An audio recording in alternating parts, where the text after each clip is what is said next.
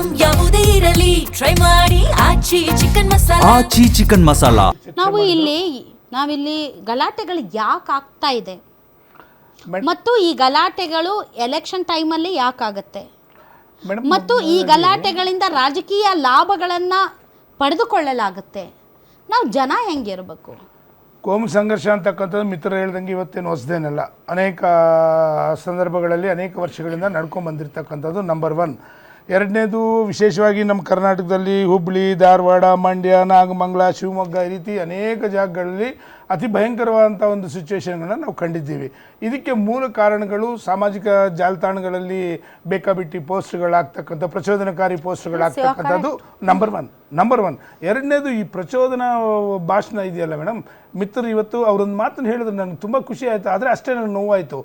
ಒಂದು ಸಮಾಜ ನನ್ನ ಹಿಂದೆ ಇದೆ ಅಂದಾಗ ನೀವು ಜವಾಬ್ದಾರಿಸುವಾಗಿ ಮಾತಾಡಬೇಕು. ಒಂದು ನಿಮಿಷ ಇರಬೇಕು, ನಾನು ಮಾತಾಡಕ್ಕೆ ಬಿಡಬೇಕು. ಒಂದು ಸಮಾಜದ ಪ್ರತಿನಿಧಿಯಾಗಿ ನಾನು ಬಂದಿದ್ದೀನಿ, ನನ್ನ ಸಮಾಜ ಹಿಂದೆ ಇದೆ ಅಂದರೆ ನೀವೆಷ್ಟು ಜವಾಬ್ದಾರಿಯುತವಾಗಿ ಮಾತಾಡ್ತಾ ಇದ್ದೀರಾ? ನಿಮ್ಮ ಜವಾಬ್ದಾರಿ ಇಲ್ಲಿ ಹೆಚ್ಚಿರುತ್ತೆ. ನೀವೊಂದು ಪ್ರಚೋದನಕಾರಿ ಭಾಷಣ ಇಲ್ಲಿ ಮಾಡಿದ್ರೆ ಇಡೀ ರಾಜ್ಯಾದ್ಯಂತ, ದೇಶಾದ್ಯಂತ ಬೆಂಕಿ ಹತ್ಕೊಳ್ಳುತ್ತೆ. ಜವಾಬ್ದಾರಿ ಸ್ಥಾನದಲ್ಲಿ ಕೂತ್ಕೊಳ್ತಕ್ಕಂಥವ್ರು ಜವಾಬ್ದಾರಿಯುತವಾಗಿ ಮಾತಾಡಬೇಕು, ಮೊದಲನೇದಾಗಿ ನಂಬರ್ 1. ಮೂರನೇದು ಮೇಡಮ್, ಯಾವ ಒಂದು ಈ ರಾಜಕೀಯ ಲಾಭಕ್ಕಾಗಿ ಅನೇಕ ಸಂದರ್ಭಗಳು ಕೆಲವು ಜನ ಏನು ಮಾಡ್ತಾರೆ ಅಂತಂದರೆ ಅವರ ಒಂದು ರಾಜಕೀಯದ ಹಿತಾಸಕ್ತಿಗೋಸ್ಕರ ಇಂಥದನ್ನು ಬಳಸ್ಕೊಳ್ತಕ್ಕಂಥದ್ದು, ಅಮಾಯಕರು ಬಲಿ ಆಗ್ತಾರೆ, ಆರ್ಥಿಕವಾಗಿ ಕೋಟ್ಯಾಂತರ ರೂಪಾಯಿ ನಷ್ಟ ಆಗುತ್ತೆ, ಅಮಾಯಕರು ಬಲಿ ಆಗ್ತಾರೆ. ಇವೆಲ್ಲ ಇವ್ರಿಗೆ ಏನು ಗೊತ್ತಾಗ್ತಾ ಇದೀವಿ ಇಲ್ವಾ ಅಂತಕ್ಕಂಥದ್ದು. ಇನ್ನೊಂದು ಇಂಪಾರ್ಟೆಂಟ್ ಅಂದರೆ ಇಲ್ಲಿ ಇರ್ತಕ್ಕಂಥದ್ದು ಅನೇಕ ಮಿತ್ರರು ಹೇಳಿದಂಗೆ ಅನೇಕ ಸಂದರ್ಭಗಳಲ್ಲಿ ಇಂಥ ವಿಚಾರಗಳು ನಡೆದಂಥ ಸಂದರ್ಭದಲ್ಲಿ ಹೋಮ್ ಮಿನಿಸ್ಟ್ರಿ ಏನು ಮಾಡ್ತಾ ಇದೆ? ಏನು ಕತ್ತೆ ಕಾಯ್ತಾವ್ರ ಇವರು? ನಾನು ಈ ಪದ ಬಳಕೆಯನ್ನು ಕಡ್ಡಾಯವಾಗಿ ಮಾತಾಡ್ತಾ ಇದ್ದೀನಿ. ಯಾಕೆ ಅಂತಂದರೆ 16 ಕಡೆ ಇಂಥ ಸಮಸ್ಯೆಗಳು ನಡೆದಂಥ ಸಂದರ್ಭದಲ್ಲಿ ನೀವು ಮೂಲಭೂತವಾದಂಥ ಏನೇನು ವಿಶೇಷವಾದಂಥ ನೀವು ಇದನ್ನು ಎಚ್ಚರಿಕೆಗಳನ್ನ ತೊಗೊಂಡಿದ್ದೀರಾ? ಹೌದು, ಪ್ರತಿ ಸತಿ ಹೋಗ್ತಾರೆ ಇದು ಯಾವುದು ನಮ್ಮ ಮಸೀದಿ ಮುಂದೆ ಡ್ಯಾನ್ಸ್ ಆಡ್ತಾರೆ. ಇಂಥ ಸಂದರ್ಭಗಳಲ್ಲಿ ಮುನ್ನೆಚ್ಚರಿಕೆ ಕ್ರಮಗಳನ್ನ ಏನೇನು ತೊಗೊಂಡ್ರೆ ನೀವು? ಆ ಭಾಗದಲ್ಲಿ ಇರ್ತಕ್ಕಂಥ ರೌಡಿಗಳನ್ನ ಅರೆಸ್ಟ್ ಮಾಡಿದ್ರ? ಆ ಭಾಗದಲ್ಲಿ 144 ಸೆಕ್ಷನ್ಗಳೇನಾದ್ರು ಇದು ಮಾಡಿದ್ರ? ಅಥವಾ ಆ ಭಾಗದಲ್ಲಿ ಏನಾದರೂ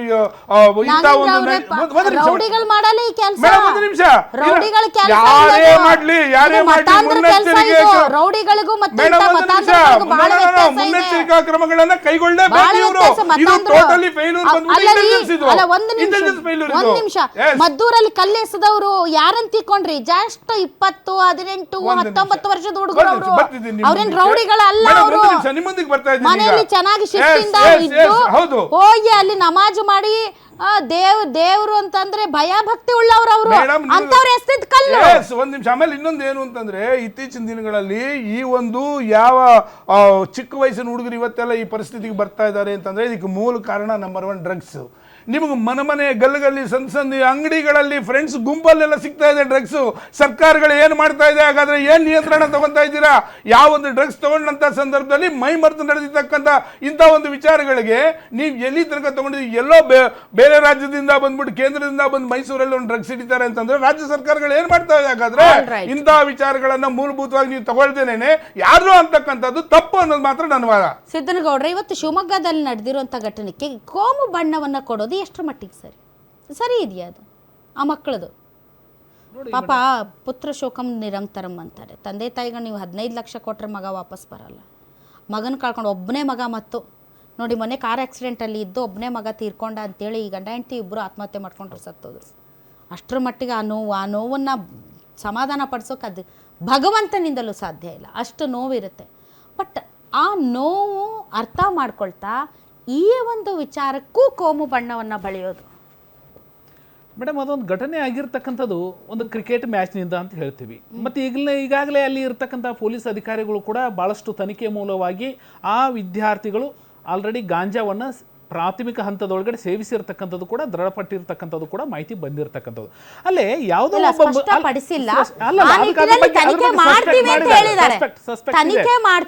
ಬಹಳಷ್ಟು ಅವರು ಆ ಉದ್ವಿಗ್ನತೆ ಬರ್ಬೇಕಂತಂದ್ರೆ ಮಾದಕ ವಸ್ತುಗಳನ್ನ ಸೇವಿಸಿರಲೇಬೇಕು ಅಂತಕ್ಕಂಥದ್ದು ಕೂಡ ಬಂದಿರತಕ್ಕಂಥದ್ದು.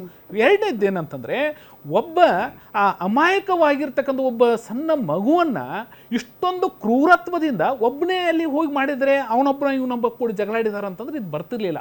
ಒಂದು ಗುಂಪನ್ನ, ಒಂದು ಸಮುದಾಯದವರು ಪ್ರಕಾರ ಅವ್ನು ಹಿಂದೂ ಅಂತ ಅವ್ನು ಕೊಲೆ ಮಾಡಿ ಹಾಗಲ್ಲ. ಹೌದು, ಮತ್ತೆ ಏನ್ರಿ ಸರ್? ನೋಡ್ರಿ ಮೇಡಮ್, ಒಂದು ಗುಂಪು ಜವಾಬ್ದಾರಿ ಇದೆ ಸಿದ್ದನಗೌಡ್ರೆ ಅಲ್ಲಲ್ಲ, ಒಂದು ಗುಂಪ ಕಟ್ಟಿಕೊಂಡು ಯಾವ್ದೋ ಒಂದು ಸಣ್ಣ ಮಕ್ಕಳು ಜಗಳ ಆಡ್ಬೇಕಂತಂದ್ರೆ ಅದು ಏನೇ ಇರ್ಲಿ, ಅದು ಹಿಂದೂ ಇರ್ಲಿ ಮುಸ್ಲಿಂ ಇರ್ಲಿ, ಮಕ್ಕಳ ಜಗಳ ಅಂದ್ರೆ ಎಲ್ಲಿ ಮಟ್ಟಿಗೆ ಇರ್ತವೆ? ಒಂದ್ ತಲೆ ಹೊಡೆದಿದ್ಯೋ ಅಂದ್ರೆ ಅಡ್ಡಿ ಇಲ್ಲ, ಜೀವ ಹೋಗುವವರೆಗೂ ಕೂಡ ಬಿಡಬಾರದು ಅನ್ನುವಂಥ ಪ್ರಚೋದನೆಕಾರಿಗಳು ಏನಿದ್ದಾವಲ್ಲ.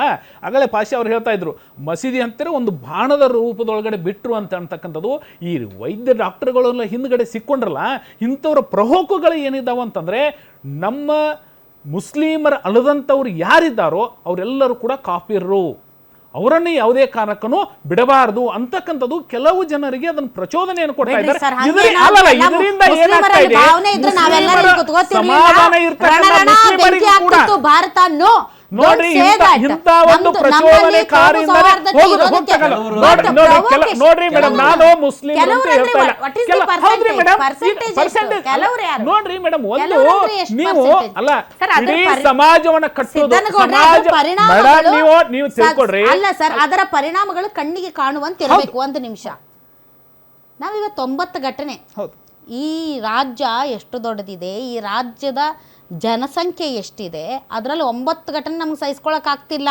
To be frank with you, 9 ಘಟನೆ ಸಹಿಸ್ಕೊಳಕ್ ಆಗ್ತಿಲ್ಲ ನಮಗೆ. ನೀವು ಹೇಳೋ ಪ್ರಕಾರ ಅದ್ರ ದಿನ ಬೆಳಗ್ಗೆ ಹೆಣ ಬೀಳ್ಬೇಕು. ನೋಡಿ ಮೇಡಮ್, ಒಂದು ಮುಸಲ್ಮಾನರು ಅಲ್ಲದವ್ರು ಕಾಫಿರ್ ಅಂದ್ರೆ ದಿನ ಹೆಣ ಅದಲ್ಲ ರೀ, ನೀವು ಎಲ್ಲರೂ ಕೆಲವರಿಗೆ ಪ್ರವೋಕ ರೀತಿ ಮಾಡ್ತಾರೆ. ಎಲ್ಲ ಮುಸ್ಲಿಮರು ಇವತ್ತು ಆ ಪರಿಸ್ಥಿತಿಗೆ ಬಂದ್ರೆ ದೇಶನ ಉಳಿಲಿಕ್ಕೆ ಸಾಧ್ಯ ಇಲ್ಲ. ಒಂದು ಪೊಲೀಸ್ ಸ್ಟೇಷನ್ ಲಿಮಿಟ್ಸ್ ಒಳಗಡೆ 2.5 - 3 ಲಕ್ಷಕ್ಕಿಂತ ಜಾಸ್ತಿ ಜನ ಇರ್ತಾರೆ. ಆದರೆ ಒಂದು ಪೊಲೀಸ್ ಲಿಮಿಟ್ಸ್ದಲ್ಲಿ 40-50 ಜನ MOB ಅಂದರೆ ಗುಂಡಾಗಳದ್ದು ಒಂದು ಲಿಸ್ಟ್ ಇರುತ್ತೆ. ಅವರಿಂದ ಇಡೀ ಪೊಲೀಸ್ ಸ್ಟೇಷನ್ಗೆ ಕೆಟ್ಟ ಹೆಸರು ಬರ್ತಾ ಇರುತ್ತೆ. ಹಂಗಂತೇಳಿ ಎಲ್ಲರೂ ಅಂತ ಅಂದರೆ ಕೆಲವರು ಅನ್ನುವಂಥ ಶಬ್ದ ಏನು ಅಂತಂದರೆ, ಇವತ್ತು ಎಲ್ಲರೂ ಕೂಡ ಒಬ್ಬ ವೈದ್ಯ, ಇವತ್ತು ನಾವು ಪದೇ ಯಾಕೆ ಎಕ್ಸಾಂಪಲ್ ತೆಗೆದುಕೊಳ್ತಾ ಇದ್ದೆ ಅಂದರೆ, ಒಬ್ಬ ವೈದ್ಯ ಮಾಡಿರತಕ್ಕಂಥ ಒಂದು ಹಲ್ಕಾ ಕೆಲಸದಿಂದ ಇವತ್ತು ಸಾಮಾಜಿಕವಾಗಿ ಅಲ್ಲ ಸಾಮಾಜಿಕವಾಗಿ ಯಾವುದೋ ಒಂದು ಕೋತಿ ಸುಮ್ಮನೆ ಪ್ರಾರ್ಥನೆ ಮಾಡಿ ಹೋಗೋದು, ಇಡೀ ಸಮುದಾಯದ ಮೇಲೆ ಮುಸಲ್ಮಾನರ ವಿರೋಧಿಗಳು, ಒಬ್ಬವ ಯಾರಾದ್ರೂ ಒಬ್ಬವ ಇಬ್ಬವ ಇರ್ತಾನಲ್ಲ ಕಿತಾಪತಿ, ಅವರಿಂದ ಇಡೀ ಸಮುದಾಯಕ್ಕೆ ಅವಮಾನ. ಅಂಡ್ ಈ ಟ್ರೆಂಡ್ ಹೋಗಬೇಕು. ಈ ಟ್ರೆಂಡ್ ಕರ್ನಾಟಕದಲ್ಲಿ ಬೆಳಿಬಾರ್ದು. ಮಸೀದಿ ಮುಂದೆ DJ ಹಚ್ಚಬಾರ್ದು, ಮಸೀದಿ ಮುಂದೆ ಕುಣಿಬಾರ್ದು, ಮಸೀದಿ ಮುಂದೆ ಹಾಡಬಾರ್ದು, ಮಸೀದಿ ಮುಂದೆ ಓಡಾಡಬಾರ್ದು, ಮಸೀದಿ ಮುಂದೆ ನಾವು ಪ್ರೇಯರ್ ಮಾಡಬೇಕಾದ್ರೆ ಸೌಂಡ್ ಬರ್ಕೂಡ್ದು. ಇದು ಇದು ಇದು ನೀವು ಎಲ್ಲಿವರೆಗೆ ಇದನ್ನು ನೀವು ಒತ್ತಡನ ಜಾಸ್ತಿ ಮಾಡಕ್ಕೆ ಹೋಗ್ತಿರೋ ಅಲ್ಲಿ ಇನ್ನಷ್ಟು ಅದರ ಬಗ್ಗೆ ವಿರೋಧ ಹೆಚ್ಚಾಗುತ್ತೆ. ಹೌದಿಲ್ರಿ ಸರ್? ಸಹಬಾಳ್ವೆ ಹೆಂಗೆ ನಾವು ಆಜಾನ್ ಸಹಿಸ್ಕೋತೀವಿ? ಹೆಂಗೆ ನಿಮ್ಮದು ರಂಜಾನ್ ಟೈಮಲ್ಲಿ ನೀವು ಬೆಳಗ್ಗೆ ಎದ್ದು ಒಂದು ಹೇಳ್ತೀರಿ ಎಲ್ಲರೂ ಎದ್ದೇಳ್ರಿ, ಇದು ಹಿಂಗೆ ನೀವು ಏನೋ ಮಾಡ್ಬೇಕಂತ ನಮ್ಗೆ ಕೇಳಿಸ್ತಿರ್ತಾವೆ. ನಾವು ಪಕ್ಕನೇ ಇರೋ ನಮ್ಮ ಚಾಮರಾಜಪೇಟೆ ಆಜಾದ್ ಗೋರಿಪಳ್ಳಿ ಎಲ್ಲ ಟೈಮ್ ಆಯ್ತಂತ. ವಿ ರೆಸ್ಪೆಕ್ಟ್ ಸೊ ನಮ್ಮ ಬಿಲ್ಡಿಂಗ್ ಅಲ್ಲಿ ರೋಜಾ ತಿಂಗಳು ಬಂದ್ರೆ ನಮ್ಗೆ ಹಬ್ಬ ರೀ. ಪ್ರತಿ ದಿನ ಸಂಜೆ ಆದ್ಮೇಲೆ ಏನಾದರೂ ತಂದು ಕೊಡ್ತಾರೆ ಊಟಕ್ಕೆ, ಏನಾದರೂ ಒಂದು ಚಲೋ ತಿಂಡಿಗಳು ಮಾತ್ರ. ಸೊ ಅದೇ ಥರ ನೀವು ಯಾಕೆ ಅಸಹನೆ ಯಾಕೆ? ಎಲ್ಲ ಕಡೆ ಕಲ್ಲು ತೂರ, ಚಿತ್ತಾಪುರದಲ್ಲಿ ಕಲ್ಲು ತೂರಿದ್ರು, ಬಾಗಲಕೋಟೆಯಲ್ಲಿ ಕಲ್ಲು ತೂರಿದ್ರು, ಏನು ಕಲ್ಲು ತೂರೋದು? ನಿಮ್ಮೂರಿನಿಂದ ವಿಶ್ವ ಮಟ್ಟದವರೆಗೆ ರಾಜಕೀಯ, ಸಿನಿಮಾ, ಸ್ಪೋರ್ಟ್ಸ್ ಯಾವ ಸುದ್ದಿಯೂ ಮಿಸ್ ಆಗಲ್ಲ. ಬರೀ ಸುದ್ದಿಯಷ್ಟೇ ಅಲ್ಲ, ಜೊತೆಯಲ್ಲೇ ಇರುತ್ತೆ ವಿಶ್ಲೇಷಣೆ. ಗ್ಯಾರಂಟಿ ನ್ಯೂಸ್ ನ ಸಬ್ಸ್ಕ್ರೈಬ್ ಮಾಡಿ, ಫಾಲೋ ಮಾಡಿ, ಕ್ಷಣ ಕ್ಷಣದ ಅಪ್ಡೇಟ್ಸ್ ಪಡೆಯಿರಿ.